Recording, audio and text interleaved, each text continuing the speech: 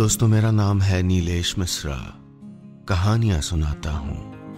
Big FM पर आप सुन रहे हैं यादों का idiot box with Nilesh Mishra season 5। कहानियां जिनमें आप मिलते हैं खुद से। और अगर मुझसे सीधा कनेक्शन बनाना हो और अपनी जड़ों, अपनी जमीन से जुड़ना हो तो जरा gaonconnection.com पे टहलाइए। GAON connection.com। ये वो कोशिश है जो मैं और मेरे साथी पिछले 5 साल से कर रहे हैं और अब ये भारत का सबसे बड़ा रूरल मीडिया प्लेटफॉर्म है। चलिए आगे बढ़ाता हूं कहानी। दोस्तों, मैं आपको सुना रहा हूं अपनी मंडली की सदस्य छवि निगम की लिखी कहानी सीपिया। इस कहानी में अब तक आपने सुना गीत की नाराजगी की वजह से उसकी बहन रीत उससे आकाश के लिए अपने एहसास को छिपाती आई है। इसी दौरान उसे अपना खोया हुआ सीपियों का एक कंगन मिल जाता है जो उसे गीत के प्यार की याद दिलाता है। वो ये भी याद करती है कि कैसे आकाश से उसकी पहली मुलाकात हुई थी। अब आगे। किसी धूमकेतु की तरह आकाश मेरी ख्वाहिशों के आसमान का रंग बदल रहा था।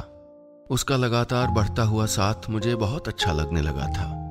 कुछ वैसा ही जैसा मुझे आम के बाग में आम चुरा कर काका को चकमा देने में आता था, जैसा दादी के चश्मे को गायब करने में आता था, जैसा मास्टर जी की पीठ को ताक कर कागज के हवाई जहाज का निशाना बनाने में आता था, जैसा कि बच्चिया को चुपचाप खोल के भगा देने और उसे ढूंढने के बहाने मटर गश्ती करने में आता था, जैसा कभी कभी गीत की चोटी को खटिया के पाए से बांधने में आता था। ना, इससे भी कहीं अच्छा, पहली बार मैं किसी और की नजरों में खुद का खास होना महसूस कर रही थी। लेकिन इस खिंचाव ने मेरे और गीत के रिश्ते को उलट पलट के रख दिया था। आकाश को लेकर मेरी संजीदगी उसे बचपना लगने लगी तो मैंने चुप रहना सीख लिया। वैसे भी मेरे पास बड़े सारे काम थे।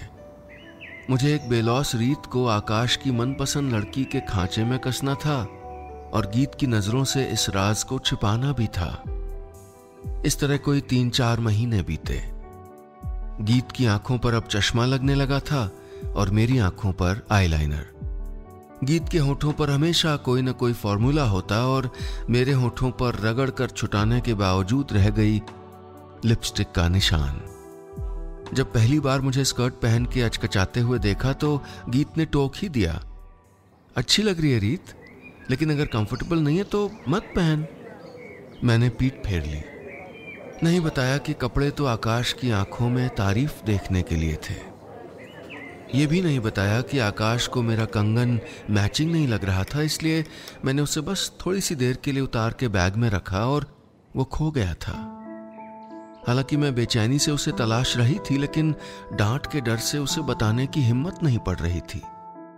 पर डांट तो मुझे पड़ी ही। एक दोपहर गीत को मेरी कॉपियों में नोट्स के बजाय आकाश के स्केचेस और मैसेजेस नजर आ ही गए। वो बहुत ज्यादा नाराज हो गई। अपनी पढ़ाई के सपने को ऐसे पूरा करेगी? बेवकूफ, ये जो इतना प्यार व्यार चेप रखा है ना, मतलब भी जानती है इसका?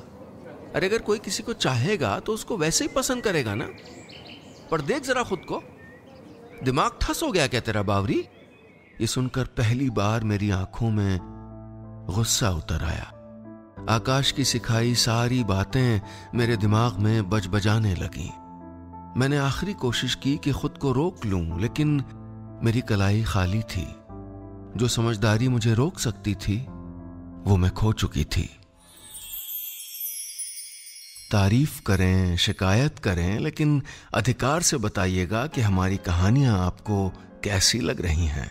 और हाँ, रोज ऐसी ही रोचक कहानियां सुनने के लिए सुनिए यादों का idiot box with Nilesh Mishra season 5 सिर्फ बिग एफएम पर।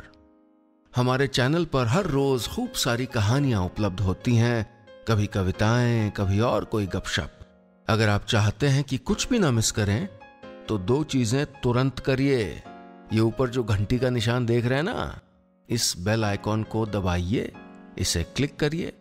सब्सक्राइब जहां लिखा है उसको भी क्लिक करिए और फिर आप और मैं रोज जुड़े रहेंगे और जैसे ही हम कोई नई कहानी पोस्ट करेंगे आपको लप से एक ईमेल आ जाएगा।